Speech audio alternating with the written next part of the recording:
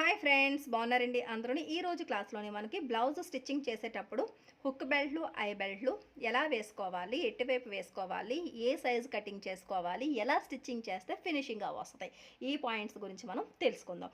ఇది simple method అయినప్పటికీ కూడా ఇందులోని ఎప్పుడైతే స్టిచ్చింగ్లోని మనకు ఒక రకమైన చిన్న పద్ధతులు ఉంటాయండి, చిన్న సింపుల్ మెథడ్స్ ఉంటాయి. అవి పాటిస్తేనే ఫినిషింగ్ అన్నది వస్తుంది. ఇది బేసిక్ అనమాట. ఈ బేసిక్ ఫినిషింగ్ అన్నది మీకు పర్ఫెక్ట్గా వస్తేనే మీరు ఏ మోడల్స్ స్టిచ్చింగ్ చేసినా సరే ఈజీ మెథడ్లోని ఫినిషింగ్ చేయగలుగుతారు. సరేనా? ఇప్పుడు ఇలా మనకి హుక్ బెల్ట్లో, ఐ బెల్ట్లో వచ్చినప్పుడు ఫస్ట్ మీకు వచ్చే పాయింట్, మీకు ఆ డౌట్ వచ్చిందో లేదో నాకు తెలియదు కానీ చాలామందికి వచ్చే డౌట్ ఏంటంటే లెఫ్ట్ సైడ్ హుక్స్ ఉండాలా, రైట్ సైడ్ ఉండాలా, రైట్ ఉండాలా, లెఫ్ట్ ఉండాలా హుక్కులు అనేవి అన్నది ఉంటుంది. ఎవరి అలవాట్లు వాళ్ళకండి. ఇది రైట్ సైడ్ హుక్స్ పెట్టుకోవచ్చు, లెఫ్ట్ సైడ్ కూడా హుక్స్ పెట్టుకోవచ్చు. కొన్ని ఏరియాలోని రైట్ సైడ్ హుక్స్ వాడతారు, కొన్ని ఏరియాలోని లెఫ్ట్ సైడ్ హుక్స్ అనేవి వాడతారు. మీరు ఇలాగ బ్లౌజ్ వేసుకున్నప్పుడు మనకి ఈ పొజిషన్లోనే ఉంటుంది కాబట్టి ఇలా పెట్టుకోండి. మీ ఆది బ్లౌజు చూసుకోండి, రైట్ సైడ్ ఉందా, లెఫ్ట్ సైడ్ ఉన్నాయా. మీ ఆది బ్లౌజ్లోని రైట్ సైడ్ ఉంటే రైట్ సైడే, లెఫ్ట్ సైడ్ ఉంటే లెఫ్ట్ సైడే. ఒకవేళ ఎవరైనా కస్టమర్స్ మీకు బ్లౌజ్ ఇచ్చినప్పుడు వాళ్ళకి లెఫ్ట్ సైడ్ ఉన్నాయనుకోండి, మీరు లెఫ్ట్ సైడే పెట్టాలి. అలాగే రైట్ సైడ్ ఉన్నాయనుకోండి, రైట్ సైడ్ పెట్టాలి. ఒకవేళ బాడీ మెజర్మెంట్స్ తీసుకునేటప్పుడు డౌట్ ఉంటే ఒక్కసారి అడగాలి, మీరు హుక్స్ ఎటువైపు పెట్టుకుంటారు. లేదు అనుకుంటే కనుక బాడీ మెజర్మెంట్స్ తీసుకున్నప్పుడు మీ పద్ధతిలో మీరు పెట్టేసుకోవచ్చు. ఒకవేళ ప్రతి పాయింట్ కూడా బాడీ మెజర్మెంట్స్ తీసుకునేటప్పుడు ప్రతి పాయింట్ కూడా మీరు మిస్ చేయకుండా డౌట్స్ని క్లియర్ చేసుకోవాలి. తర్వాత కస్టమర్స్ వచ్చిన తర్వాత ఆ కంప్లైంట్స్ అన్నవి రాకూడదనమాట. ఇప్పుడు ఎటువైపు పర్ఫెక్ట్గా ఉంటాయి, అటు ఇటు ఫినిషింగ్లో ఏ తేడా లేదంటే ఎటువైపు అన్నా సరే పెట్టుకోవచ్చు. నార్త్ ఇండియాలోని కొన్ని స్టేట్ల వాళ్ళు రైట్ సైడ్ పెట్టుకుంటారు, కొంతమంది లెఫ్ట్ సైడ్ పెట్టుకుంటారు. నాకు రైట్ సైడ్ అలవాటు అయ్యింది, అందుకని నేను వేసుకునే బ్లౌజులకి రైట్ సైడ్ పెట్టుకుంటాను. ఎవరైనా కస్టమర్స్ వచ్చి ఇప్పుడు వైజాగ్ ఉంది, వైజాగ్లో నేను ఇప్పుడు బ్లౌజ్ స్టిచ్చింగ్ చేస్తున్నాను అనుకోండి, వాళ్ళకి చాలామందికి లెఫ్ట్ సైడ్ హుక్స్లు ఉంటున్నాయి. సో లెఫ్ట్ సైడే పెడుతున్నాను. ఏంటంటే ఎవరికి ఎటువైపు అలవాటో అటువైపు చేంజ్ చేయాల్సిన అవసరం మనకి ఉంది. మరి హుక్ బెల్ట్కి, ఐ బెల్ట్కి క్లాత్లు ఎలా తీసుకోవాలి? హుక్ బెల్ట్కి ఎప్పుడు కూడా ఇది లైనింగ్ బ్లౌజ్ అండి, లైనింగ్ బ్లౌజ్ గురించి చెప్తున్నాను. లేదు ప్లెయిన్ బ్లౌజ్ అయితే ఎటువైపోయినా అదే క్లాత్ని యూజ్ చేస్తాం, ఇంకా అందులో క్వశ్చన్ లేదు. లైనింగ్ బ్లౌజ్ దగ్గరికి వచ్చేటప్పటికి రైట్ సైడ్ ఎప్పుడూ కూడా ఎక్కడా కూడా లైనింగ్ కనిపించకూడదు అన్నది ఫస్ట్ రూలు. పాత కాలంలోని ఎప్పుడో మా చిన్నప్పుడు కాలంలోని అలా లైనింగ్లతోని ఐ బెల్ట్ని వేసేవాళ్ళు, తాడులు ఉండే బెల్ట్ని వేసుకునేవాళ్ళు. అది పోయింది. అలా మనం స్టిచ్చింగ్ చేస్తే కనుక ఏ మోడల్ మీకు సెట్ కాదు. బ్యాక్ హుక్స్లు పెట్టుకున్నప్పుడు సేమ్ మెథడ్ యూజ్ చేస్తే లైనింగ్ అన్నది చాలా చిరాగ్గా కనిపిస్తూ ఉంటుంది. కాబట్టి హుక్ బెల్ట్కి, ఐ బెల్ట్కి కూడా హుక్ బెల్ట్కి లైనింగ్ వేయాలి, అది వెనక వైపుకి వెళ్ళిపోద్ది కాబట్టి లైనింగ్ వేయాలి. ఐ బెల్ట్ అన్నది పై భాగం వైపుకి ఫోల్డింగ్ చేసి ఉంటుంది కాబట్టి ఒరిజినల్ పీస్ వేయాలి. ఒకవేళ బాగా silk cloth, daily wear saris మనం వాడుతున్నప్పుడు బాగా సిల్క్ క్లాత్ అయినప్పుడు సపోజ్ ఇది ఒరిజినల్ పీస్ కదా, దీనికి ఇది ఎంతైతే మనం కటింగ్ చేసామో అంత లైనింగ్ లోపల వైపు పెట్టుకుని ఇలా పెట్టి ఇలా ఫోల్డింగ్ చేసి అప్పుడు దీన్ని మనం ఐ బెల్ట్కి యూస్ చేసుకోవాలి. లేదు అంటే కనుక ఇలా దల్సరిగా ఉన్న క్లాత్లు అయితే దీనికి నేను లైనింగ్ అన్నది ఇంకా యూస్ చేయను. ఇలా ఈ క్లాత్లు బ్యాక్ సైడ్ నెక్ కటింగ్ చేసినప్పుడు లైనింగు, అలాగే బ్యాక్ సైడ్ డెక్ కటింగ్ చేసినప్పుడు ఒరిజినల్ పీసు రెండు వస్తాయి. ఈ రెండు పీసులే మనకి హుక్ బెల్ట్కి, ఐ బెల్ట్కి సరిపోద్ది. సపోజ్ నేను ఇక్కడ రైట్ సైడ్ వైపు హుక్ బెల్ట్ వేద్దాం అనుకుంటున్నా. ఎటువైపు వేసినా సరే, మీరు ఎటువైపు వేసినా సరే హుక్ బెల్ట్ అన్నది ఇది చూసారు కదా, ఇది ఫోల్డింగ్ మీద ఉంది. సింపుల్గా చూపిస్తాను చూడండి. ఇది ఫోల్డింగ్ మీద ఉంది. ఈ ఫోల్డింగ్ మీద ఉన్న దాన్ని ప్రతిదీ కూడా ఒక కొలత, ఒక పద్ధతి అంటూ ఉంటుందండి. 1 ఇంచు వెడల్పుని మాత్రమే మీరు ఇలాగ కటింగ్ చేసుకోవాలి. ఫోల్డింగ్ పెట్టి గుర్తుంచుకోండి, ఫోల్డింగ్ మీద 1 ఇంచు వెడల్పుని మీరు ఈ క్లాత్ని అన్నది మీరు కటింగ్ చేసుకోవాలి. ఇలా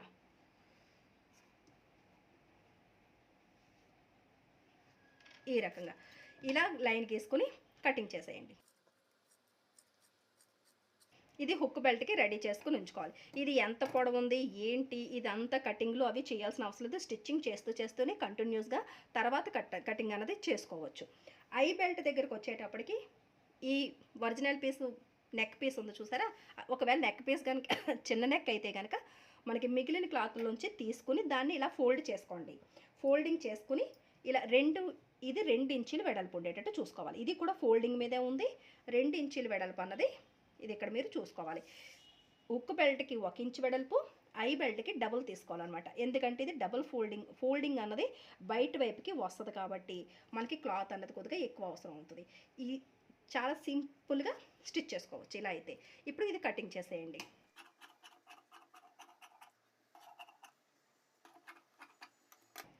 ఇది ఐ బెల్ట్కి యూజ్ చేసుకుంటాం. ఇప్పుడు హుక్ బెల్ట్ స్టిచ్చింగ్ చేసుకునే పద్ధతి. హుక్ బెల్ట్కి మన వైపు అందరూని లెఫ్ట్ సైడ్ వేస్తారు కాబట్టి నేను ఇప్పుడు లెఫ్ట్ సైడే మీకు నేను హుక్ బెల్ట్ అనేది చూపిస్తాను, సరేనా? ఇక్కడ హుక్ వేసుకునేటప్పుడు ఇది చూసారు కదా, ఇది ఇలాగా ఓపెన్గా ఉన్న అంచులు, ఇది ఫోల్డింగ్ ఉన్న అంచులు. దీన్ని ఇలా పెట్టి ఇక్కడ రైట్ సైడ్ వైపు లైనింగ్ వస్తుంది. ఇక్కడ ఒక అరించ్ అన్నది ఎక్కువ పెట్టుకుని దీన్ని ఇలా ఫోల్డింగ్ అన్నది ఇలా మొత్తం షేప్ బెల్ట్ మొత్తానికి ఇలాగ ఫోల్డ్ చేసుకోవాలి. ఫోల్డ్ చేసుకుని పాదం ఖర్చు వెడల్పు అంటే మీరు ఇలా పెట్టినప్పుడు ఈ పాదం అంచు అన్నది ఈ క్లాత్ అంచుకి రావాలి. ఇదే మెజర్మెంట్స్తోని ఇదే ఖర్చుతోని స్టిచ్చింగ్ చేసుకోవాలి. ఈ అంచు బ్లౌజ్ అంచుకి పెట్టుకుంటూ స్టిచ్ చేసుకుంటూ వచ్చేయండి.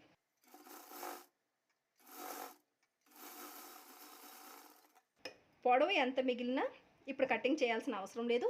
ఇది ఫోల్డింగ్ని ఇలా ఓపెన్ చేస్తే ఇక్కడ ఈ ఫోల్డింగ్తో సమానంగా ఈ షేప్ బెల్ట్ ఫోల్డింగ్తో సమానంగా ఈ ఫోల్డింగ్ అన్నది వస్తుంది ఫినిషింగ్గా. ఇప్పుడు దీన్ని ఇలా గోరుతో ఒకసారి అంటే మీకు అలా ఫిట్ అయిపోద్ది. దాన్ని వెనక్కి తిప్పండి.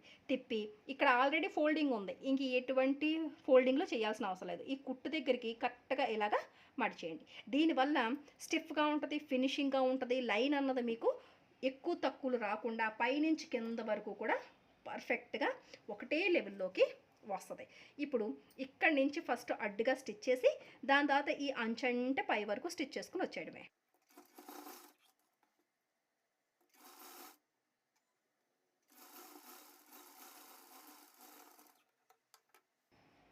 దాని తర్వాత ఇలా వెనక్కి తిప్పండి. చూసారు కదా, కరెక్ట్గా మీకు ఒరిజినల్ పీస్ అంచు అనేది అలాగే ఉంటుంది.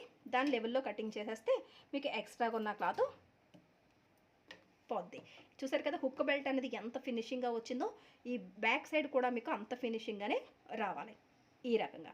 ఇప్పుడు ఐ బెల్ట్ దగ్గరకు వచ్చేటప్పటికి మనం కుట్ట అనేది పై భాగం వైపుకి కనిపించేటట్టు పెడతాం. అప్పుడు ఏం చేయాలంటే ఇది చూడండి, ఇది ఓపెన్గా ఉన్న అంచులు.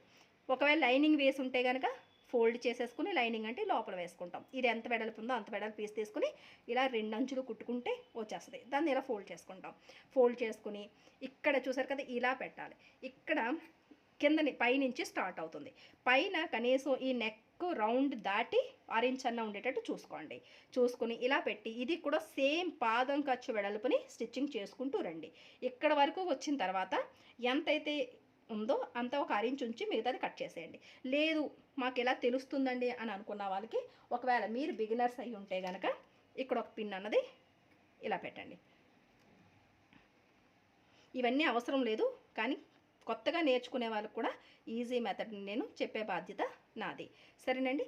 ఇప్పుడు ఇక్కడి నుంచి ఒక అరించ్ అన్నది ఉంచుకుని మిగతాది కటింగ్ చేసేయండి.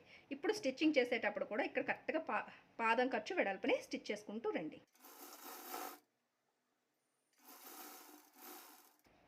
ఇంతవరకు వచ్చిన తర్వాత ఇది ఇందాక మనం అంచు ఎలాగైతే ఫోల్డ్ చేసామో ఇది పై భాగం వైపుకి ఈ అంచుని టైట్గా ఫోల్డ్ చేసి స్టిచ్చింగ్ చేసి ఇక్కడ లాక్ చేసేయండి.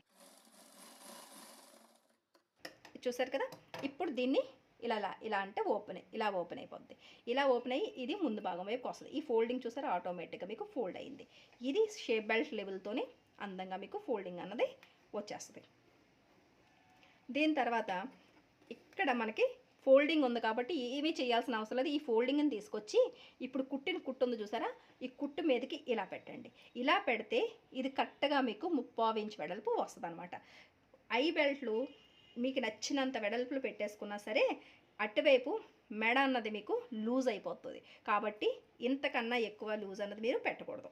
చూసారు కదా, ఇలా ఈ ఫోల్డింగ్ తీసుకొచ్చి కుట్టు మీదకి పెడితే మీకు ఫినిషింగ్ ఉంటుంది.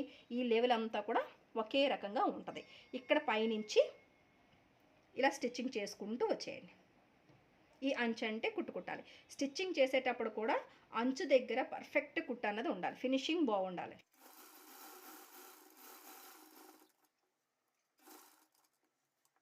దాని తర్వాత ఈ అంచు అంటే ఒక కుట్టేసుకోవాలి. కరెక్ట్గా అంచుకే కుట్టు వేయండి.